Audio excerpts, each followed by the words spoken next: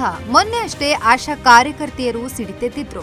ಆದ್ರೀಗ ಅಂಗನವಾಡಿ ಶಿಕ್ಷಕಿಯರು ಹಾಗೂ ಸಹಾಯಕ ಶಿಕ್ಷಕಿಯರು ಕನಿಷ್ಠ ವೇತನವನ್ನ ನೀಡುವಂತೆ ಫ್ರೀಡಂ ಪಾರ್ಕ್ನಲ್ಲಿ ಸಾವಿರಾರು ವರ್ಕರ್ಸ್ಗಳು ಒಟ್ಟಾಗಿ ಹೋರಾಟದ ರಣಕಹಳೆಯನ್ನ ಮೊಳಗಿಸಿದ್ರು.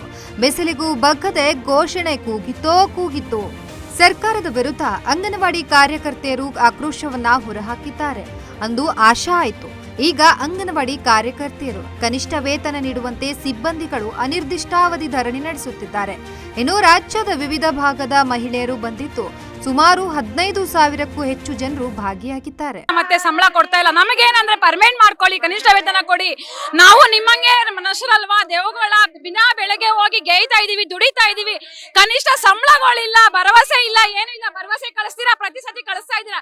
ಈ ಸತಿ ನೀವು ಒಂದು ಡಿಸಿಷನ್ ತಗೊಳ್ಳೋ ತನಕ ನಾವು ಹೋಗೋದಿಲ್ಲ, ನಾವೇನು ಕೇಳ್ತಿಲ್ಲ. ಮತ್ತೆ ನಮ್ಗೆ ಪರ್ಮನೆಂಟ್ ಮಾಡ್ಕೊಳ್ಳಿ ಅಂತ ನಾವ್ ಇಷ್ಟೇ ಕೇಳ್ತಿದೀವಿ. ಸರ್ಕಾರದಲ್ಲಿ ಮಲ್ಕೊಂಡಿದ್ದೇ ಮಾಡ್ತಾ ಇದ್ದೀರಾ, ಪ್ರತಿಯೊಬ್ಬರನ್ನ ಏನ್ ಮಾಡ್ತಾ ಇದ್ದೀರಾ? ನಮ್ಗೆಲ್ಲ ಬನ್ನಿ, ಕೈ ಜೋಡಿಸಿ ನಮ್ಗೆ ಸಹಾಯ ಕೊಡಿ. ಏನ್ ರಕ್ಷಣೆ ಕೊಡ್ತಾ ಇದ್ದೀರಾ ಹೆಣ್ಮಕ್ಳಿಗೆ? ಇದೇನಾ ರಕ್ಷಣೆ? ಗೌರ್ಮೆಂಟ್ ಕೊಡೋದು, ಸರ್ಕಾರ ಕೊಡೋದು. ನಿಮ್ಮನ್ನ ಹೆಣ್ಮಕ್ಳದ್ದು ಹಿಂಗೆ ಬೀದಿ ಗೆಲ್ಲಿಸ್ತೀರಾ? ಇಲ್ಲ ಅಲ್ವಾ? ಇನ್ನು ನಿನ್ನೆಯಿಂದಲೇ ಶುರುವಾದ ಹೋರಾಟ ಇಂದು 2ನೇ ದಿನಕ್ಕೆ ಕಾಲಿಟ್ಟಿದೆ. ಈಗಾಗಲೇ ಅಂಗನವಾಡಿ ಕಾರ್ಯಕರ್ತೆಯರಿಗೆ 25,000 ವೇತನ, ಸಹಾಯಕರಿಗೆ 11,000 ಕನಿಷ್ಠ ವೇತನ ನೀಡುವಂತೆ ಸರ್ಕಾರಕ್ಕೆ ಸ್ತ್ರೀ ಶಕ್ತಿ ಒತ್ತಾಯ ಮಾಡಿದೆ. ಹಿಂದೆ ಕಾರ್ಯಕರ್ತೆಯರಿಗೆ 11,000, ಸಹಾಯಕಿಯರಿಗೆ 6,000 ವೇತನವಿತ್ತು.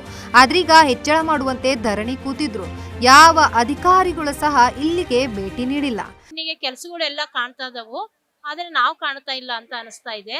ಆದ್ರೆ ಎಷ್ಟು ಕೆಲಸ ಮಾಡ್ತೀವಿ ಅಂದ್ರೆ PMMJಯಿಂದ ನಾವು ಅವರು ಸ್ತ್ರೀ ಶಕ್ತಿ ಸಂಘದರಿಗೆ, ತಾಯಂದಿರಿಗೆ, ಅವ್ರಿಗೆ ಇನ್ಸೂರೆನ್ಸು, ಅವ್ರ ಮಕ್ಕಳಿಗೆ ಅನುಕೂಲ ಆಗದ, ಅವ್ರ ಜೀವನಕ್ಕೆ ಅನುಕೂಲ ಆಗಂಗೆಲ್ಲ ನಾವು ಮಾಡ್ತಾ ಇದ್ದೇವೆ. ಆದ್ರೆ ನಮ್ಮ ಮಕ್ಕಳಿಗೆ, ನಮ್ಮ ಕುಟುಂಬಕ್ಕೆ ನಾವು ಏನು ಸರ್ಕಾರ ನಮಗೆ ಕೊಡ್ತಾ ಇಲ್ಲ. ಆಮೇಲೆ ನಮ್ಮ ಕಾರ್ಯಕರ್ತೆಯರು ಕೆಲಸ ಮಾಡಿದ ಸಮಯದಲ್ಲಿ ಕ್ಯಾನ್ಸರು ಈ ತರ ಕಾಯಿಲೆಗಳು ಬಂದಾಗೆ ಅವ್ರನ್ನ ಕೆಲ್ಸಕ್ಕೂ ರಜೆ ಹಾಕೊಂಡು ಈಗ ಕೆಲಸ ಮಾಡ್ತಾ ಇದ್ರೆ ಮಕ್ಳನ್ನ ಕಳ್ಸಲ್ಲ, ಏನು ಕೆಲಸ ಮಾಡಕ್ ಆಗ್ತಿರಲ್ಲ ಅಂತರ್ನ ರಜೆ ತಗೊಳ್ರಿ ಅಂತ ಕೊಡ್ತಾರೆ. ರಜೆ ಕೊಟ್ರೆ ಅವ್ರ ಮೆಡಿಸಿನ್ ಖರ್ಚು ಹೆಂಗೆ, ಅವ್ರ ಜೀವನ ಹೆಂಗೆ? ಇಷ್ಟು ಸಂಬಳದಲ್ಲಿ ಏನು ಉಳಿಸ್ಕೊಳಕ್ಕಾಗಲ್ಲ. ಮನೆ ಬಾಡಿಗೆ, ಊಟ ತಿಂಡಿಗೆ ಇನ್ನೂ ಶಾರ್ಟೇಜ್ ಆಗಿರುತ್ತೆ.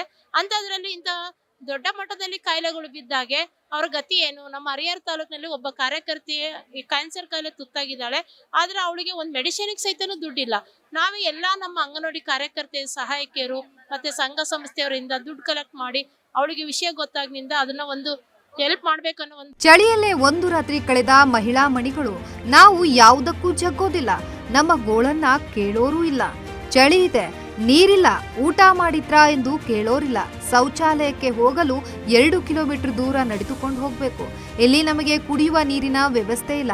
ಆದ್ರೂ ನಮ್ಮ ಈ ಧರಣಿ ಹೋರಾಟಕ್ಕೆ ಜಯ ಸಿಕ್ಕಾಗಲೇ ಹಿಂದೆಟ್ ಹಾಕೋದು ಎಂದಿದ್ದಾರೆ. ಒಟ್ನಲ್ಲಿ ಇವರ ಹೋರಾಟಕ್ಕೆ ಜಯ ಸಿಗುತ್ತಾ ಎನ್ನುವುದನ್ನ ಕಾದ್ ನೋಡ್ಬೇಕಾಗಿದೆ.